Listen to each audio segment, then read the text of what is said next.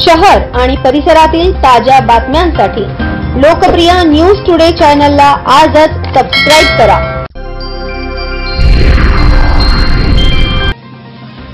Police आयुक्तालय नाशिक शहर नारी सबलीकरण संस्था यांच्या संयुक्त विद्यमाने 8 मार्च जागतिक महिला दिन कार्यक्रम साजरा करण्यात आला।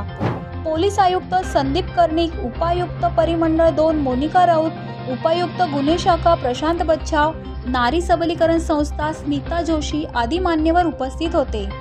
यावेळी न्याब संस्थेच्या संस्थांचे शाळेतील अंध विद्यार्थी 48 विद्यार्थी उपस्थित होते। उपस्थित अंध विद्यार्थ्यांनी विविध गीते सादर केली।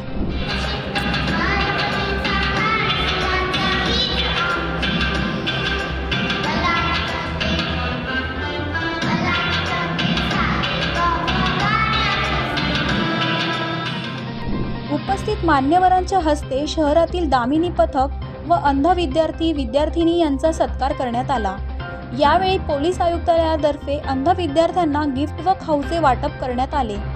यावेळी नभ संस्थेच्या मंगला कलंत्री, वर्षा सालुखे, स्मिता सोनी, वैशाली लहरे, लता आव्हाड, रोशनी जाधव, वैशाली अब्बापुरे, सुनील बागुल आदी उपस्थित होते। जागतिक महिला दिनाचं औचित्य साधून आज पोलीस आयुक्तालयामध्ये माननीय पोलीस आयुक्त श्री संदीप कर्णिक सर यांच्या मार्गदर्शनाखाली आजचा कार्यक्रम या ठिकाणी आयोजित केलेला आहे। न्याब संस्था संचलित ज्या दिव्यांग मुली आहेत त्यांच्याबरोबर आम्ही आजचा दिन या ठिकाणी साजरा करत आहोत। त्या सर्व मुलींना आम्ही या ठिकाणी आयुक्तालयामध्ये बोलवलेलं आहे। त्यांच्यासाठी भेटवस्तू म्हणून टिकटॉक वॉच की जे टॉकिंग वॉच आहे त्यांना आम्ही या ठिकाणी दिलेलं आहे की जे दैनंदिन वापरासाठी त्यांना उपयोगी पडेल।